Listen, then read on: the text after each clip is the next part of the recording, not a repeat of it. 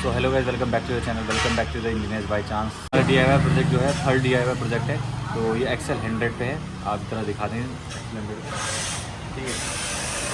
तो ये एक्सेल 100 और ये 2019 के आसपास का मॉडल है। तो इसमें प्रॉब्लम क्या है आपको दिखाते हैं। सबसे पहले हमने चार्ज करी और लेंगे एक सेल्फ में कोल्ड स्टार्ट ले लेती है, ठीक है। अब प्रॉब्लम क्या है, इसमें आप एक्सीलेटर दे रहे हो, ये बंद हो जाएगी। अब इसकी थोड़ी हिस्ट्री बता देते हैं आपको। प्रीवियसली जहाँ जितने भी मैकेनिक को दिखाया उन्होंने क्या इसका कार्बोरेटर चेंज करा है मिसिंग के चक्कर में।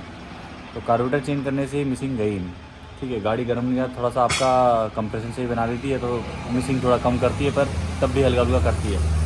अब एक्चुअली प्रॉब्लम क्या है जो हमने डायग्नोस करा वो है इसके हेड में दिक्कत है। हेड में इसके इंटेक एग्जॉस्ट में से कोई वेल्व लीक है।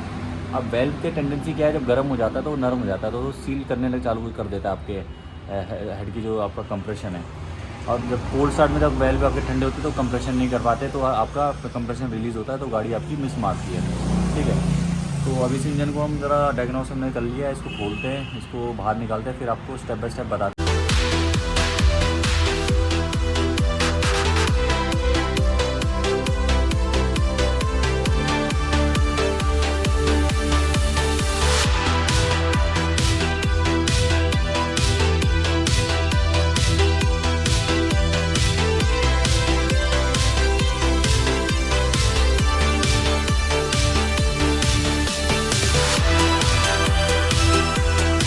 तो दोस्तों, सबसे पहले किसी भी इंजन को डिसअसेंबल करने के आपके कुछ स्टेप्स होते हैं और वो सब में अप्लाई होंगे, कोई ऐसा नहीं कि बेसिक, सब बेसिक है। मतलब आपको बताऊँ, सबसे पहले आप क्या करोगे, सबसे पहले आपका सेकेंडरी एयर सेक्शन वॉल्व का सिस्टम आपका होता है, ठीक है। ये चैसी से जुड़ा है, यहाँ से निकाल दो या तो आप यहाँ से इसको खोल दो। फर्स्ट स्टेप ये हो गया, ठीक है। उसके बाद आपकी जो ये आपके फ्यूल की नॉब है, ठीक है, इसको आप यहाँ पे पाइप डिस्कनेक्ट कर दोगे। दूसरा स्टेप हो गया। अब इसके नेक्स्ट स्टेप होगा कि आपका चेन जो है, यहाँ पे चेन हो या CVT ट्रांसमिशन अलग चीज़ है। स्कूटी में इसमें चेन ड्राइव है, तो इसमें यहाँ चेन खोलनी पड़ेगी हमें, मतलब इस पॉकेट निकाल के बाहर आ जाएगी अपनी चेन, ठीक है। ये डिस्कनेक्ट होगी। उसके बाद आपका एक ये है आपका यहाँ पे एक आपका एक्सेल ये रहा और दूसरा एक्सेल ये रहा आपका। 2 एक्सेल में इंजन जुड़ा है, ठीक है। ये अलग है, इससे इसका कोई लेना देना नहीं, 2। अब उसके बाद आपको आते हो यहाँ पे इस साइड पे आपकी वायरिंग पे। वायरिंग के लिए आपका एक सबसे पहले क्या है, अडेप्टर है, ये आपके हाई टेंशन कॉइल बोलते थे, ST कॉइल, ठीक है। अब ये वायर जा रही है आपकी यहाँ पे, अब यहाँ से डिस्कनेक्ट कर दोगे या इसको यहाँ से डिस्कनेक्ट कर दोगे, ये चैसी के साथ रह जाएगा। अब मेन जो आपका रहता है, 2 चीज़ होती हैं इसमें। एक और ये होता है आपका अर्थिंग का केबल। देखो यहाँ पे है, ये इंजन में अर्थिंग दी हुई है, ठीक है। ग्राउंड देते हैं, इसको बोलते हैं हम इंजीनियरिंग भाषा में ग्राउंड देना, ठीक है। चैसी भी ग्राउंड देते हैं, इंजन में ग्राउंड दिया हुआ है। इस नट को भी ढीला करना है, हमें निकालना है, और ये इसके साथ ही रह जाएगा। अब लास्ट वायर जो आपकी ये मैग्नेट कॉइल की है, ये 2 वायर आ रही है, 1 2 3 4 वायर जा रही है जो ये वाली, इसको यहाँ से डिस्कनेक्ट करेंगे, ठीक है। तो आपका इंजन जैसे इसकी जो वायरिंग वाली सिस्टम है सब डिस्कनेक्ट हो जाएंगे। उससे पहले आपको एक चीज़ और करनी है, आप बैटरी डिस्कनेक्ट कर लो, ठीक है, ताकि कोई भी शॉर्ट सर्किट ना हो। तो दोस्तों, सबसे पहले आप कभी भी बैटरी को निकालें, कोई भी बैटरी हो किसी भी तरह की, तो सबसे पहले पॉजिटिव टर्मिनल को निकालें और उसको ग्राउंड ऑन दें। उसके बाद नेगेटिव टर्मिनल को निकालें, और कभी लगा भी रहे हैं तो पहले पॉजिटिव फिर नेगेटिव को लगाएं, वरना क्या होता है कि आपका वो स्पार्क लेना चालू कर देता है। अगर आप नेगेटिव लगा देंगे और पॉजिटिव यहाँ कहीं टकराएगा तो ये ग्राउंड लेगा और आपकी ECM वगैरह में कहीं भी शॉर्ट कर सकता है। तो दोस्तों, करते हैं इस इंजन को चैसी से अलग।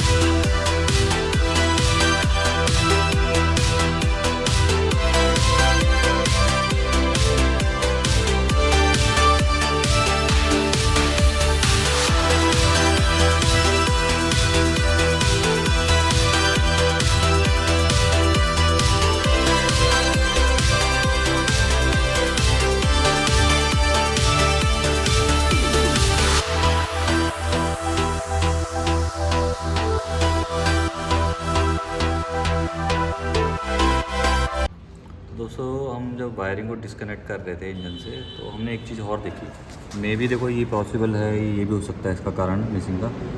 ये देखिए, अब ये कनेक्टर जो है, ये वायर और ये वायर जो है आपकी कलेक्टिवली आ रही है मैग्नेट कॉइल से। मे भी एक पिकअप कॉइल की हो, एक मैग्नेट कॉइल की हो, ठीक है, दोनों एक ही असेंबली के अंदर आती है। तो इसके कारण भी हो सकता है, क्योंकि ढीला है, क्या पता है झटका खाने में कभी सही हो जा रहा हो, कभी नहीं हो रहा, इससे भी हो सकता है। तो इस चीज़ को भी हम फिक्स करेंगे ताकि ये बार में दिक्कत ना दे।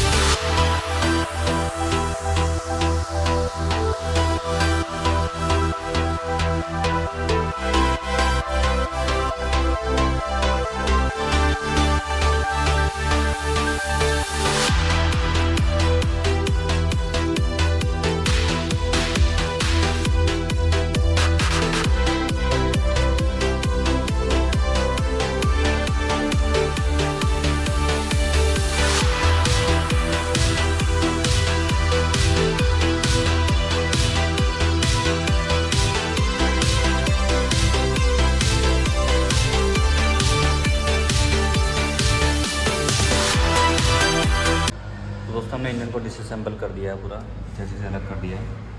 और अब इसकी तरह वॉशिंग करते हैं, ये काफ़ी गंदगी है। और वॉशिंग करने से पहले एक चीज़ का ध्यान रखें, जो भी आपके यहाँ पे पोर्ट्स हैं, जैसे इनटेक और एग्जॉस्ट और यहाँ पे ब्रीदर पाइप है, इनमें कपड़ा ठूस दें और यहाँ को उसको बंद रखें ताकि कोई पानी अंदर ना जाए। तो दोस्तों वैसे पेट्रोल से भी इंजन को क्लीन कर सकते हो, पानी से भी, पर पानी का डायरेक्ट प्रेशर नहीं मारना, वरना कोई भी ऐसी जगह जहाँ सील होती है वहाँ पर पानी जा सकता है, इंजन को अंदर डैमेज कर लेगा, जंग पड़ जाता है। ठीक है, हम क्या करते हैं, हम डीजल का यूज़ कर रहे हैं हल्का हल्का से।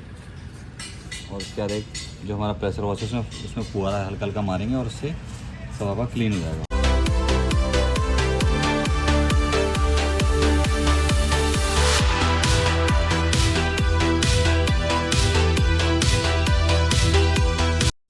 तो दोस्तों इंजन को हमने वॉश कर दिया है, अच्छे से क्लीन भी कर दिया, एयर भी मार दी है, एयर गन से अपने की अच्छे से, मतलब जब पानी वानी सब निकल जाए कॉइल वॉइल से। ठीक है, और अब इसको डिसमेंटलिंग की प्रोसेस चालू करते हैं।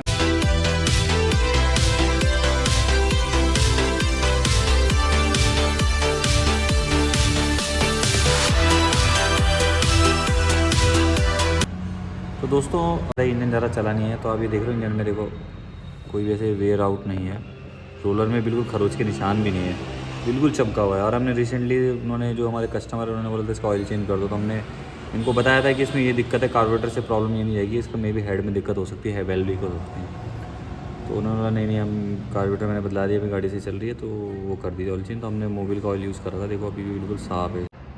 तो दोस्तों सबसे पहले आपको हेड कवर खोलना है, और स्टार्ट खोलने से पहले आपको टाइमिंग चेन को डिसअसेंबल करना पड़ेगा। उसके लिए आपको टेंशनर को ढीला करना है, टेंशनर ढीला कर दीजिएंगे तो टेंशन जो है टाइमिंग चेन का वो ख़त्म हो जाएगा। उसके बाद आप इजीली टाइमिंग चेन को निकाल के उस पॉकेट को बाहर निकाल सकते हैं।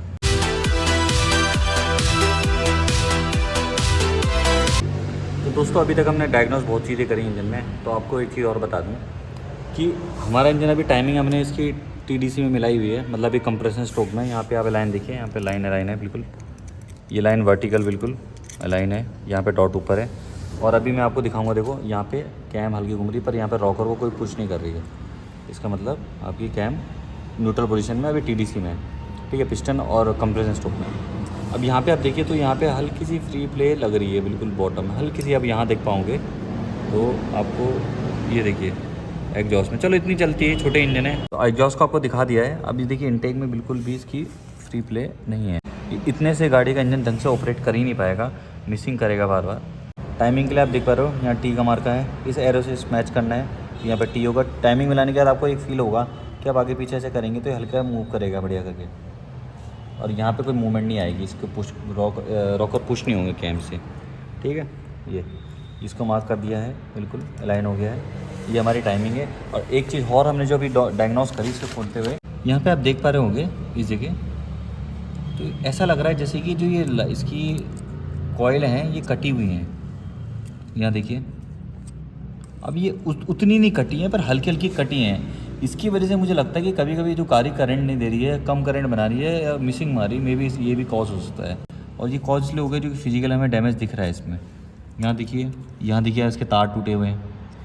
अब तार ऐसे लगे लगे में तो टूटेंगे है नहीं, क्योंकि ये इसके बीच में गैप होता है, क्लियरेंस होती है। हम घुमा रहे हैं, ये ऐसे सर सर की आवाज़ आ रही है, मतलब ये कहीं ना कहीं कटा है, या तो कुछ ना कुछ इसमें दिक्कत है, या कुछ कचरा गया, कुछ भी गया जिससे ये टूटा है, मुझे जो लगता है। या किसी ने इसको छिड़कानी करी है तभी टूटा, वरना ऐसे टूटता नहीं है। मे बी जो मैकेनिक को उन्होंने पहले दिखाया, उन्होंने इसमें कुछ ना कुछ करा। अब देखिए हम इंजीनियर्स हैं और हमारा मोटिव ये है कि हर चीज़ को प्रिसाइजली वर्क करें। मेरे अकॉर्डिंग तो है कि हम पहले ये करें, इसको भी चेक करते हैं। अब देखिए जब इंजन हमने उतारा ही है तो हम स्टेप बाय स्टेप चलेंगे। पहले हेड को चेक करेंगे, हेड की लीकेज चेक करेंगे।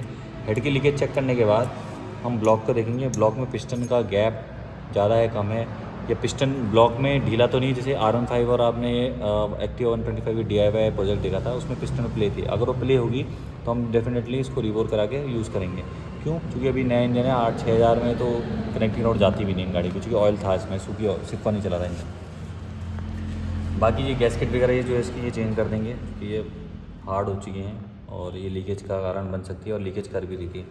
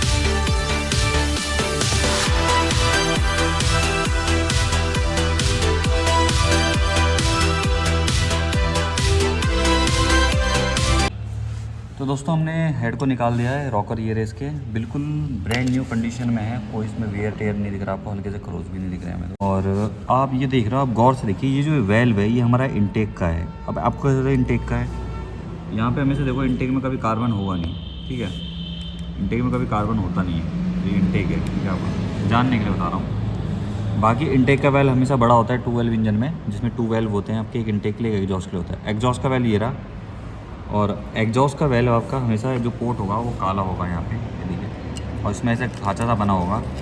क्यों? क्योंकि इसमें एग्जॉस्ट टिप घुसती है, फिर यहाँ पे लॉक होता है, नट टाइट होता है, ठीक है। अब आप आइडियली तो ये होना चाहिए कि ये जो आपका वेल्व इसमें हल्का फुल्का कार्बन जमे, कोई दिक्कत नहीं है, पर जो ये वाला वेल्व है इसमें आपका जैसे ये ब्राउनिश टाइप का कलर दिख रहा हो ना यहाँ पे, ये हल्का सा उस टाइप का, इस टाइप का कलर यहाँ कोने में वो होना चाहिए। इसका मतलब ये है कि वेल्व सही है। अगर उस वैसा कलर है तो इंजन भी ज़्यादा पुराना नहीं है, तो उसमें ज़्यादा कार्बन ऐसा बना नहीं है, देखिए इजीली निकल भी जा रहा है। तो अब इसको आप लाइव टेस्ट का आपको दिखाते हैं कि लीकेज का, इसका कि लीकेज है या नहीं, कैसे निकालेंगे। तो दोस्तों हमारा मैंने आपको पहले बताया इनटेक, एग्जॉस्ट, ठीक है, वेल्व है, हमने डालेंगे डीजल, इसमें भर देंगे, ठीक है। स्पार्कल लगा होना चाहिए, ठीक है। इसके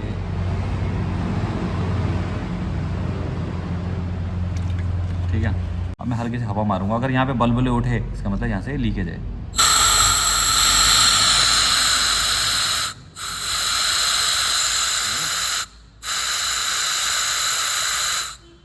ये मैं आपको इसलिए दिखा रहा हूँ क्योंकि हर किसी को ये तरीका नहीं पता होता है, because we are engineer and we know the every aspect of the components which are use in the engines. ये हुआ यहाँ पे लीक मतलब ऐसा नहीं है कि ख़राब हो गया, मतलब ये है कि इसके जो स्टिम है या इसकी सीट है उसके बीच में कचरा आ गया इस वजह से। अब देखिए एग्जॉस्ट में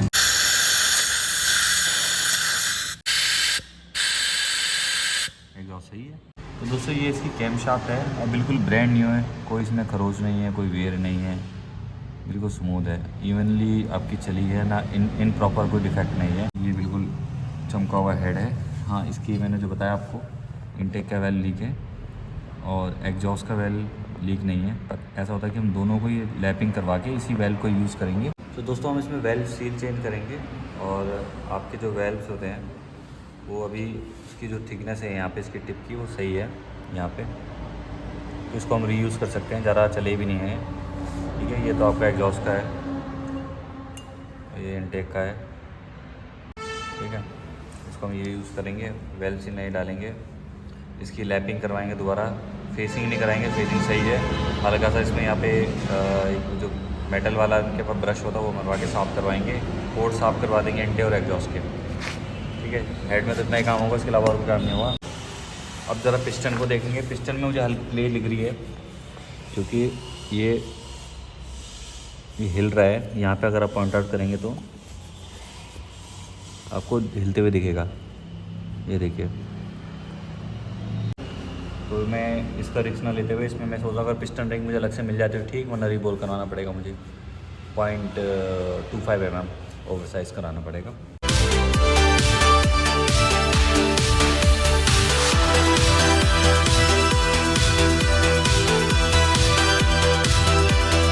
तो पिस्टन में ऐसे घिसावट के निशान नहीं है ज़्यादा, पर ये जो रिंग है ना, रिंग इसकी पिस्टन में जो ब्लॉक है हमारा, मतलब जो ब्लॉक है हमारा, उस पर ढीली हो गई है हल्की।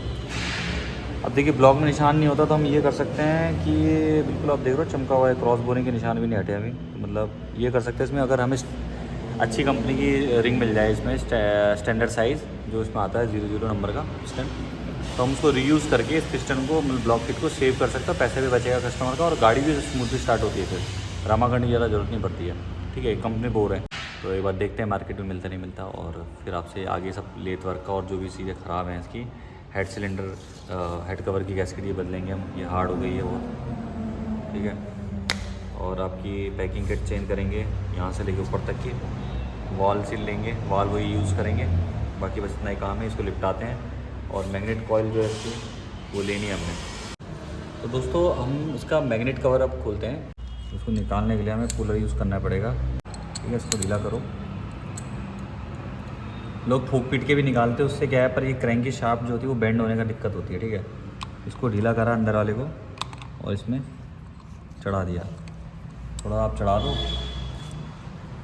ठीक है, और फिर इसको आपको एंड क्लॉकवाइज अंदर मेन इसको पुश करना है। ठीक है, ये इजीली बाहर आना चालू हो गया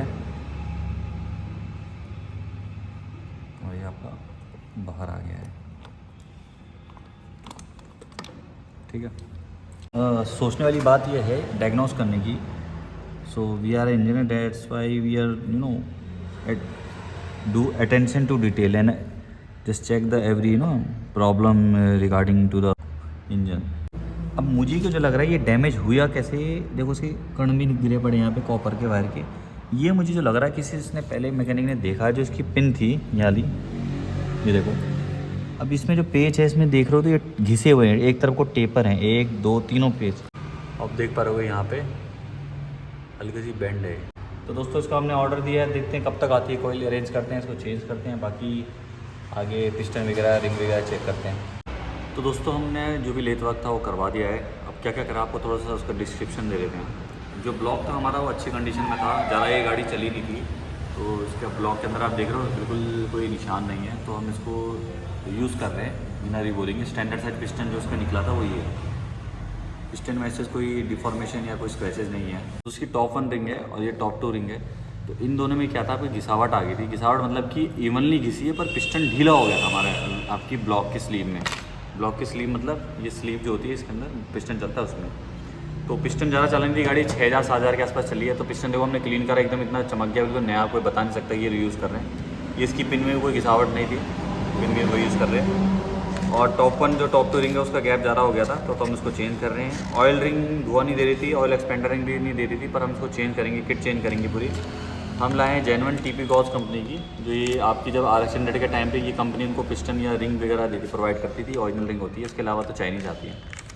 ठीक है, ये इसकी रिंग है, एग्जैक्ट सेम है। और स्टार सिटी या स्कूटी जो पैप आपकी आती थी TVS की, तो उसमें भी यही रिंग लगती हैं आपकी जो इसमें यूज़ हो रही है। आप तीनों की रिंग किसी में भी लगवा सकते हो, कोई दिक्कत नहीं है। एक बार आपको बस ये है कि लगाते पहले ग्रुप चेक करो कि रिंग बैटरी नहीं बैठ रही है, ठीक है। मैंने इसको चेक कर लिया, और इसमें मुझे थोड़ा सा एडजस्टमेंट ये करना है कि टॉप वन और टॉप टू रिंग का थोड़ा सा गैप बढ़ाना है, and gap, ring and gap बढ़ाना है। वो हम रेगमाला और से फाइन रिगेट से उसका गैप बढ़ाएंगे, और बाकी इसके जो फिलर गेज है उसकी गैप नापेंगे, और उसके बाद फिर उसकी रिंग का एडजस्टमेंट करेंगे। दूसरा आपका क्या, हेड में जो हमने लेथ वर्क करवाया है, हेड के जो इनटेक का वेल्व जो कटा था याला, वो बहुत ज़्यादा कटाता था, उसके बीच के ये दिख रहे थिकनेस ये ख़त्म हो गई थी, इसलिए मैंने वो वेल्व बदलना चाह रहा था।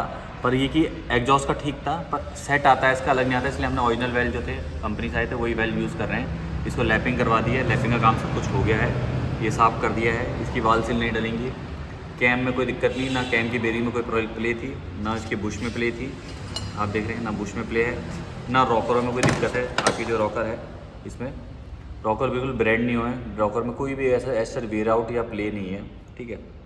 बाकी सब कुछ स्प्रिंग विंग सब सही है, बाकी सब कुछ मेरे को लगता है सही है। टेंशनर भी मेरे ख्याल से सही है, टेंशनर की कोई आवाज़ आ नहीं रही थी। तो अब इसकी असेंबली करते हैं।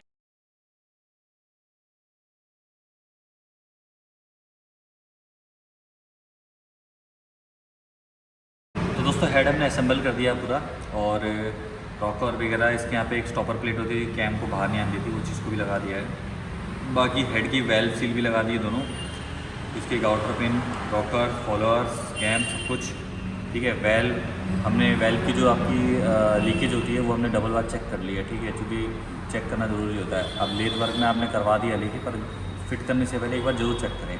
दोस्तों हमने सब कुछ क्लीन करके हेड असेंबल कर दिया। अब रिंग की फिटमेंट करते हैं, रिंग का गैप भी हमने सेट कर लिया है, और अब जब पिस्टन लगाते हैं उसको फिर यहाँ पे फिट करते हैं क्रैंक में।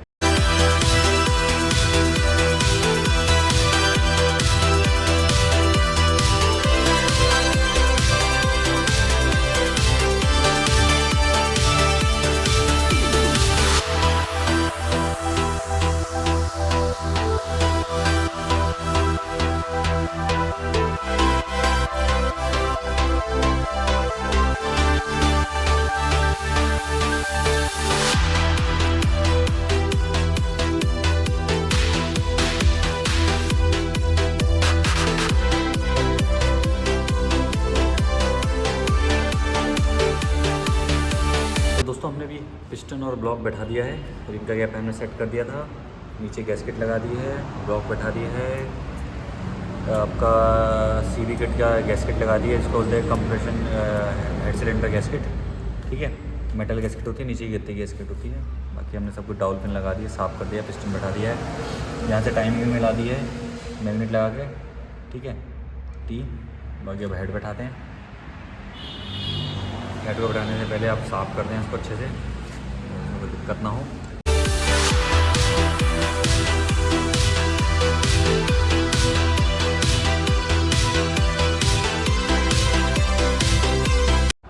हेड की असेंबली पूरी बैठा दी हमने। अब मेन स्टड जो हैं उनको टाइट करना है।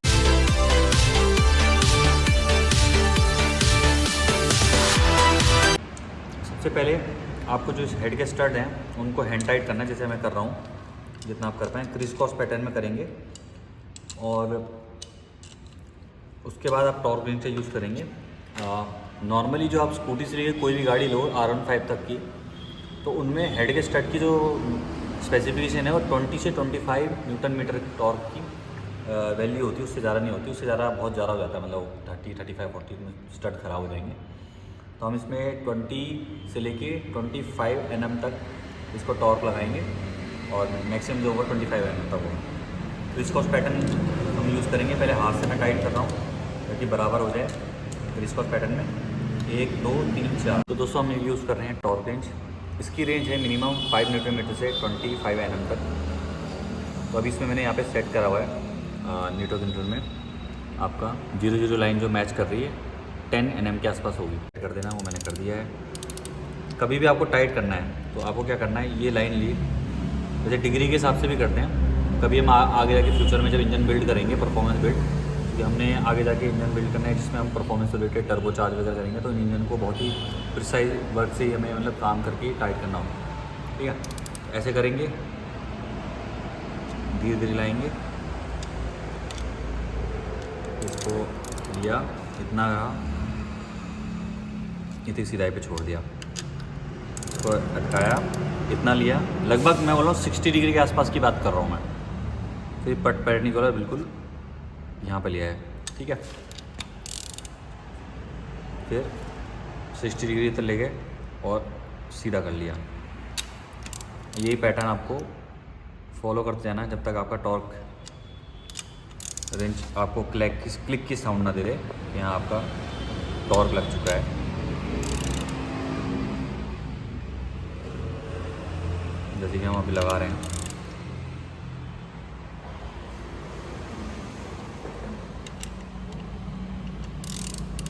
ये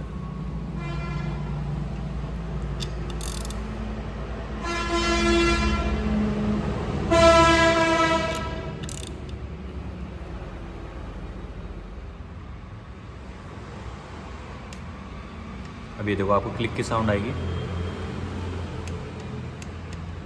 ये मतलब आपका 10 न्यूटन मीटर का टॉर्क लग गया इसमें। एक नट हमारा 10 न्यूटन मीटर हो गया है, ये भी 10 न्यूटन मीटर हो गया है। आपको पैटर्न फॉलो करते रहना है, आपको पैटर्न में कोई फ़र्क नहीं करना है। ये भी हो गया है, अब इसको देखेंगे, ये भी फॉलो हो गया है, तो हम इस पर लगाएंगे। इससे आपने एक क्रॉस पैटर्न में करे हैं, बराबर टाइट हो रहे हैं और बराबर ताकत से नट को टाइट कर रहे हो। टॉर्क रेंज मतलब वैल्यू बता रहा है आपको, वैल्यू किसके बता रहा है, नट को टाइट करने की वैल्यू। बराबर टाइट होगा तो आपकी जो कैम शाफ्ट होती है ना, सबसे पहले आपको इसका रीज़न बताता हूँ। कैम शाफ्ट, ये जो कैम शाफ्ट है फ्री चल रही है। अगर आप ये स्टड ओवर टाइट कर दोगे या अंडर टाइट कर दोगे, इसको ओवर टाइट कर दोगे, तो ये क्या, ये हार्ड चलेगी, क्योंकि बेरिंग में लोड अनइवन आ रहा है, क्योंकि बेरिंग इसके स्लीव के अंदर घुस के फिट हो रही है। यहाँ पे होती है एक बेरिंग, यहाँ पे होती है। अब ये बराबर टाइट करोगे तो बिल्कुल फ्री चलेगी। और कभी कभी आपने देखा बहुत से लोग क्या करते हैं, गाड़ी में आपका इंजन तो बांध देते हैं, पर बोलते हैं कि कैम टाइट हो रही है, कैम साई साई की आवाज़ कर रही है। उसका कारण यही होता है भैया। और ये भी चीज़ें टूट सकती हैं, ठीक है, ये ब्रिटल होती हैं, टूट सकती हैं, तो बराबर करें। और R15 में भी आपने देखा था, हमने टॉर्क का यूज़ करा था, उससे बहुत काफ़ी अच्छी साउंड आई थी इंजन की, जैसे जेन्युइन गाड़ी की होती है उसके क्लोज टू। अब मैं इसमें 10 mm का लगा दिया, 15, 20 पे 23 तक मैं इसको मारूंगा टॉर्क, और उसके बाद इसको टॉर्क लगा के पैक करते हैं। इसका टाइमिंग चेन लगाएंगे, गियर टाइमिंग लगाएंगे।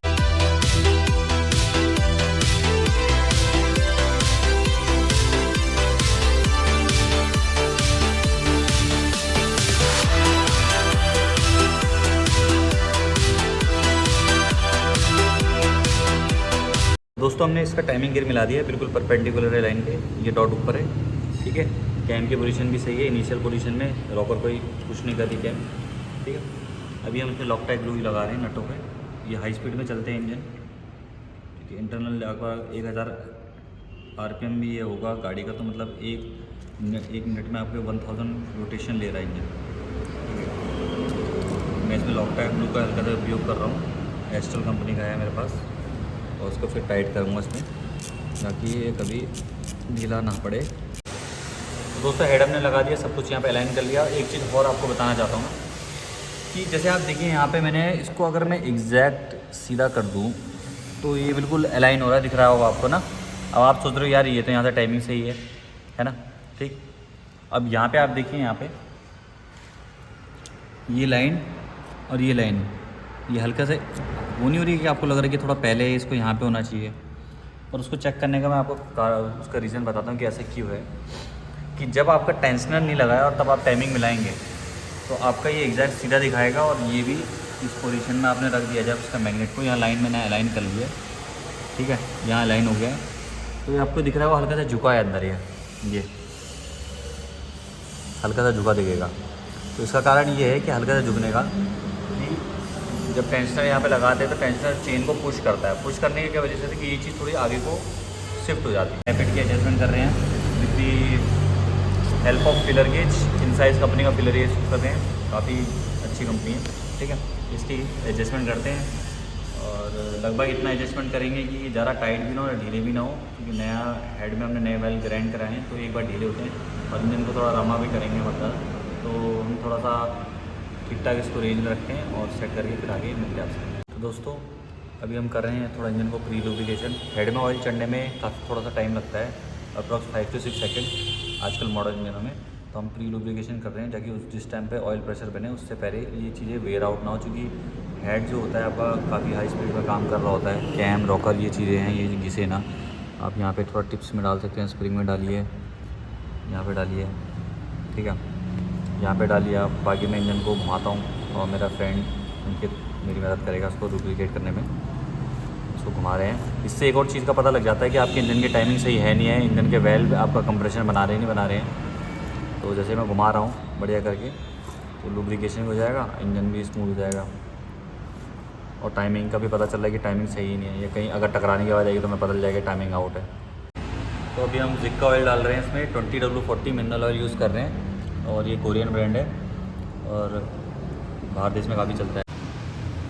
दोस्तों एक आपको इंजन का ओवरव्यू दे देता हूँ। इंजन हमने पूरा असेंबल कर दिया है as per tolerance and specification given by the repair manual of the company, ठीक है। तो हमने हर चीज़ चेक कर ली है, डबल चेक करके सब कुछ सेट कर दिया है। कोई भी लीकेज की इसमें दिक्कत नहीं है, कोई फेसिंग आउट नहीं है, सब कुछ हमने ठीक कर दिया है, ठीक है। टैपेट वगैरह जो है, टैपेट को हम बोले वेल क्लियरेंस इंजीनियरिंग की भाषा में बोलते हैं, उसको भी हमने एडजस्ट कर दिया। ऑयल इसमें डाल दिया है 900 ml इसमें ऑयल कंपनी बोलती है, पर जब इंजन होता है तो आपको 100 ml एक्स्ट्रा डालना पड़ता है। तो 1 लीटर में मतलब लगभग ऑयल डाला हमने पूरा, ठीक है। अब इसको इंजन को हम सीधा इसमें चढ़ाते हैं, इंजन में चैसी भी फिट करते हैं और फिर आपको स्टार्ट करके दिखाते हैं।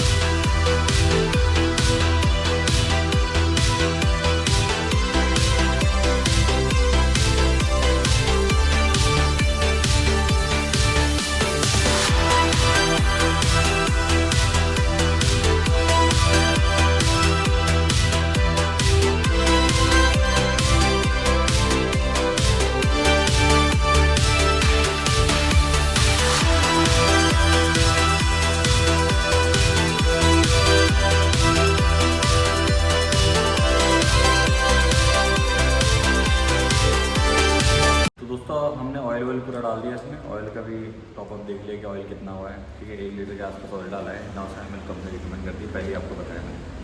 बैटरी चार्ज है, स्टार्ट करते हैं एक बार। पहले इंजन को थोड़ा प्री लुब्रिकेशन करते हैं, किक मारते हैं बिना चालू इग्निशन ऑफ करते हैं। ये इसलिए कर रहे हैं कि ऑयल पंप ऑयल उठा ले और थोड़ा बहुत जो ऑयल है सर्कुलेट कर देगा। और अभी इंजन का बोर्ड स्टार्ट लेते हैं। सबसे पहले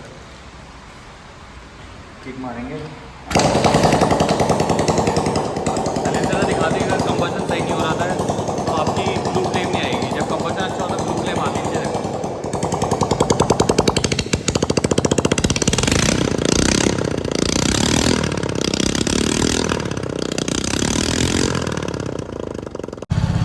तो दोस्तों आप देख रहे हैं कि जब इंजन का अंदर इंटरनली सब बढ़िया कंबशन हो और 100% कंबशन हो तो गाड़ी पानी मारती है। देखिए यहाँ पे पानी गिर रहा है, यहाँ पे हवा होता है, देखो ये देखिए पानी आ रहा है। इट्स मीन जो है कि आपके इंटरनल कंपोनेंट जो भी हैं वो सब परफेक्ट काम कर रहे हैं, उसमें कोई भी वेरिएंट एरिया कोई भी मतलब फॉल्ट नहीं है। वाल अच्छी तरह से काम कर रहे हैं, पिस्टन अच्छे अपनी तरीके से अच्छे काम कर रहा है, स्पार्क अच्छा हो रहा है, कंबशन सही हो रहा है, माइलेज देने की गाड़ी ज़्यादा अच्छे से स्टार्ट होगी। दूसरा सिलेंडर हमारे पास जो है तो उसका काम कंप्लीट हो गया है। इसमें हमने हेड के वेल्व चेंज करे थे, वो लीकेज थे। पिस्टन सही था, पिस्टन रिंग नहीं डाली थी। बाकी हमने इंजन ऑयल नया डाला इसमें और इसके वेल्व की रिंग एडजस्टर की। बाकी एग्जॉस्ट को भी क्लीन कराए और इसकी मिसिंग की प्रॉब्लम थी, मिसिंग की प्रॉब्लम ठीक हो गया। और आपको स्टार्ट करके दिखाते हैं, कुछ साउंड सुनाते हैं इसकी बिना, ठीक है। ये देखिए